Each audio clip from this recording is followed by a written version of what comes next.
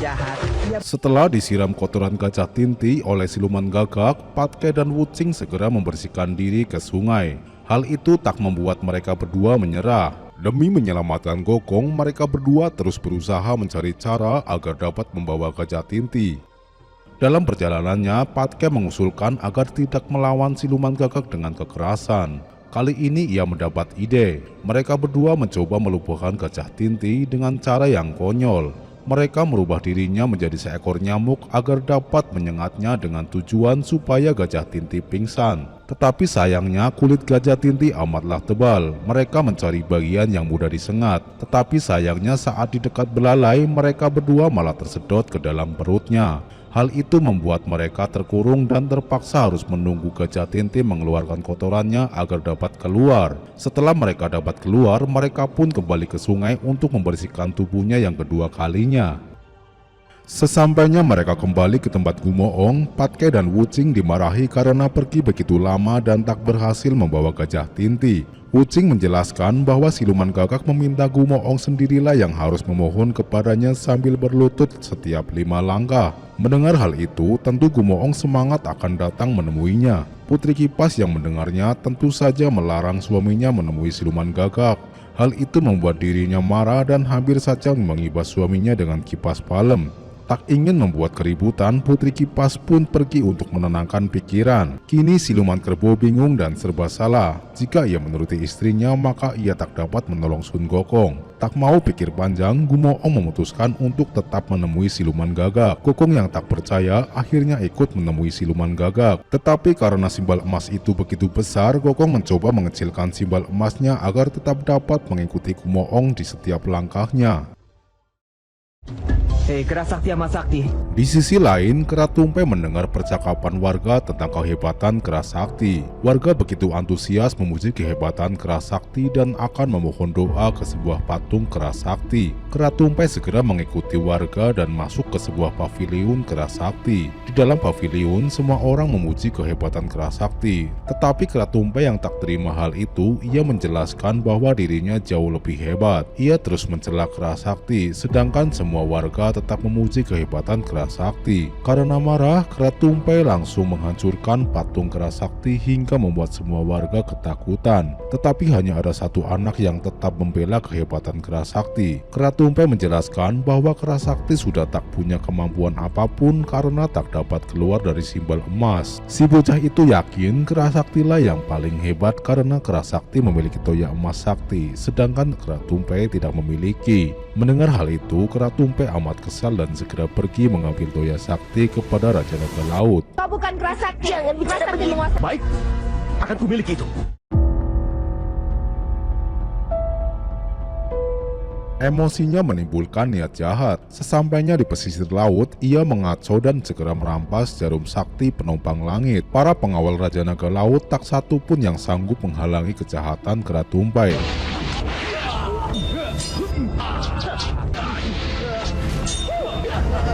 Guru mengajariku jurus ini. Sudah bakar. Cuman lanjang. Jangan mimpi. Akhirnya Raja Naga Laut pun keluar dan melarang Kera Tumpe supaya tidak mengambil pilar penompang langit. Ia menjelaskan jika pilar penompang langit dicabut maka akan terjadi bencana besar. Tetapi Kera Tumpe tak peduli hal itu. Ia pun segera menghajar seluruh pengawal Raja Naga Laut dan segera mencabut pilar penompang langit.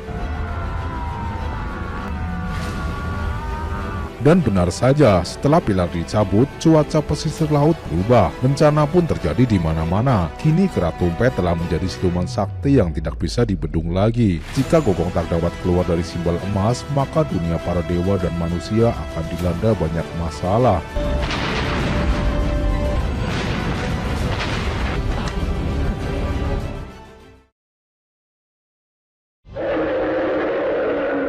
Sekarang dia terkurung dalam simbal emas. Di sisi lain, Putri Parkit sedang mencemaskan keadaan Gokong yang sedang terkurung dalam simbal emas. Ia memohon kepada Gajah Tinti untuk menolongnya. Ia pun segera membawa pergi Gajah Tinti, tetapi hal itu diketahui oleh Bibi Gagak. Melihat hal itu, tentu Bibi Gagak melarangnya. Di samping itu, ternyata Gajah Tinti tak bisa diam dan terus bersuara. Rupanya hal itu diketahui oleh Bibi Gagak, bahwa jika Gajah Tinti tidak dapat diam dan terus bersuara, artinya tuannya yaitu Gumoong akan datang menemuinya. Kali ini ia sangat senang akan kedatangannya. Tak ingin mensia-siakan kesempatan, ia pun berniat akan segera memberi pelajaran kepada Gumoong.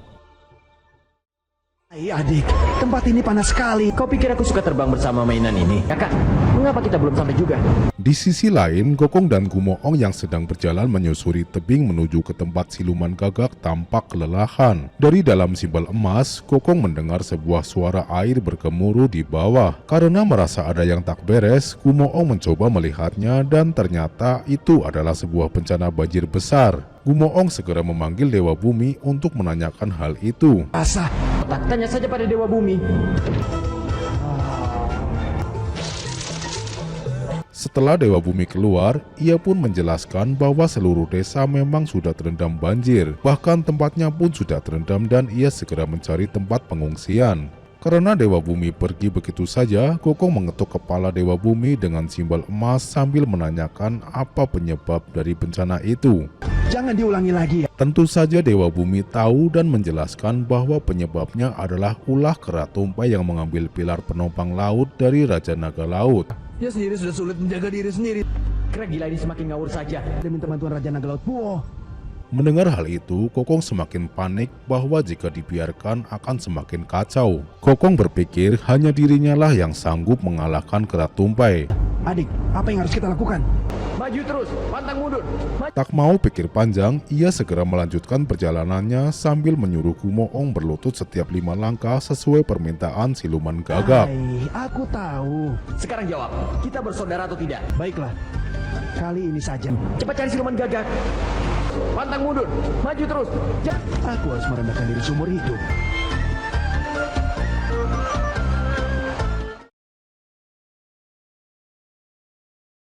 Bibi cantik sekali. Adik gagak. Sesampainya di kediaman siluman gagak, rupanya kedatangan Gumoong dan Gokong disambut dengan baik oleh siluman gagak. Gumoong telah memenuhi syarat untuk meminjam gajah Tinti, tetapi siluman gagak belum cukup puas dengan permintaannya. Ia meminta ikut ke istana, tetapi Gumoong tak dapat menyanggupinya karena ada putri kipas yang galak di sana. Di samping itu, Gokong memujuk Gumoong agar menuruti permintaannya demi membebaskan dirinya. Gumoong yang kebingungan akhirnya menyanggupi permintaannya. Akhirnya siluman gagak pun mengizinkannya dengan senang hati. Tak hanya itu, Putri Parkit pun juga ikut meminta sebuah permintaan pada Gokong agar diperbolehkan ikut mengambil kitab suci ke barat. Tanpa pikir panjang, Gokong pun mengizinkannya. Setelah semuanya sepakat, tanpa berlama-lama semuanya keluar ruangan dan gajah Tinti pun dipanggil untuk menginjak simbol emas itu. Kau harus mengeluarkan seluruh tenaga yang kau miliki.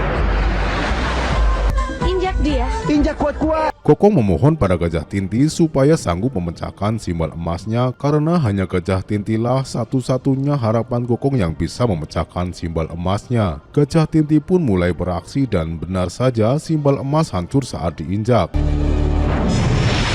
Berhasil. Wah, Kera sakti kau tidak apa-apa.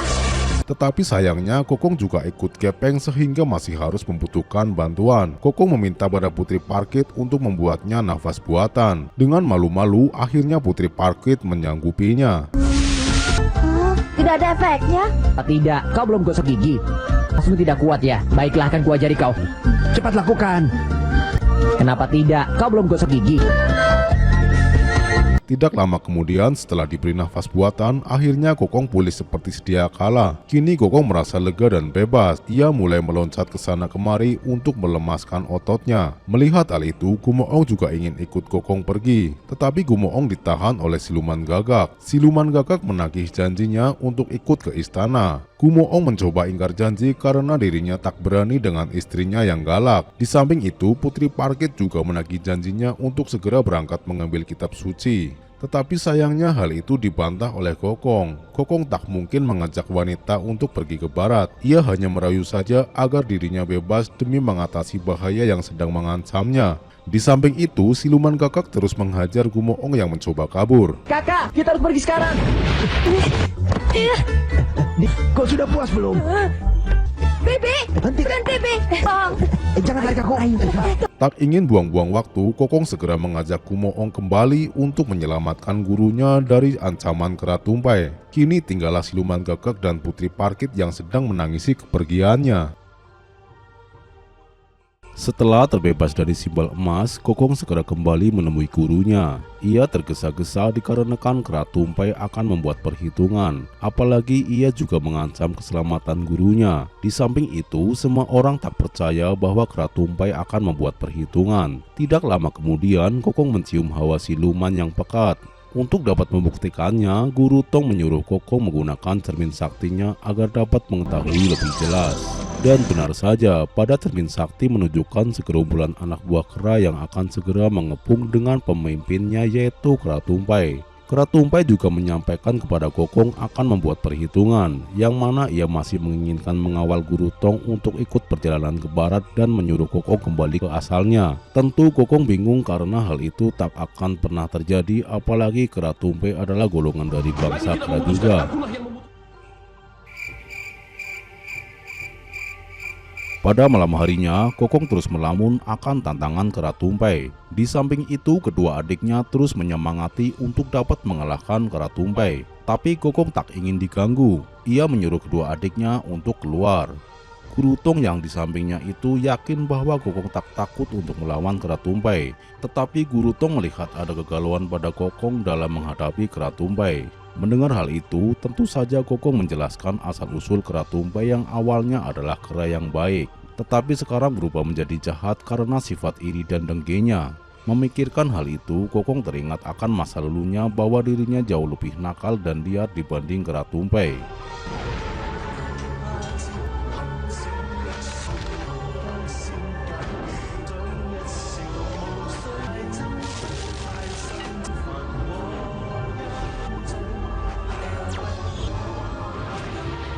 Untuk mengangkat Kokong menjadi muridnya, Guru Tong memberikan simpek emas kepada Kokong. Dan kali ini Kokong baru menyadari akan fungsi simpek emas, yaitu untuk mengendalikan sifat liarnya. Guru mengingatkan sebentar lagi Kokong akan bertarung habis-habisan dengan kera tumpai, di mana yang kalah akan kembali ke wujud aslinya.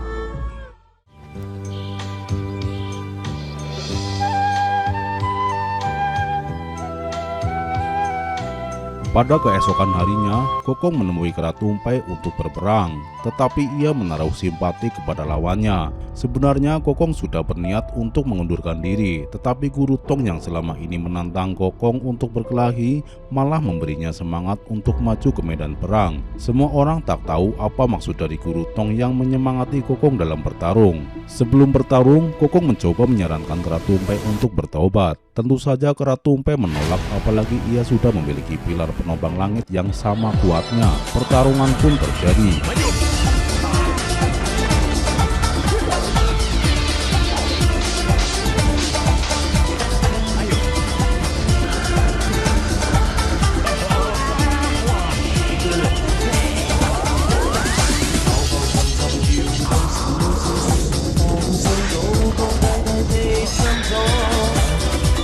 Dalam pertarungannya, kera tumpai bangga karena telah berhasil menghancurkan simpek emas milik Kokong. Kera tumpai berpikir ia telah memenangkan pertarungannya. Kokong pun tersenyum manis bahwa simpek emas yang dihancurkan adalah yang palsu, sementara yang asli segera melingkar di kepala kera tumpai. Tanpa berlama-lama, Guru Tong yang sudah siap di sampingnya segera membacakan mantranya. Seketika itu kera tumpai kesakitan hingga tak berdaya. Kedua adiknya mentertawakannya dan menyuruh guru untuk membaca lebih keras lagi. Melihat kera tumpai yang tak berdaya, Kumoong lalu mengikat kera tumpai. Karena dirasa cukup dan tak ingin menghabisi kera tumpai, Kumoong menyarankan agar kera tumpai diserahkan ke Buddha Maitreya untuk dihukum. Serahkan saja pada Buddha Maitreya.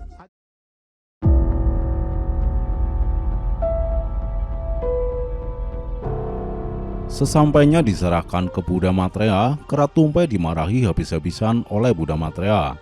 Di samping itu, kera tumpai yang memiliki sifat iri terus saja membantahnya bahwa Kokong juga memiliki sifat liar dan pernah mengacaukan kayangan. Mendengar hal itu, Buddha Maitreya terus menyalahkan kera tumpai bahwa dirinya belum sadar akan kesalahan.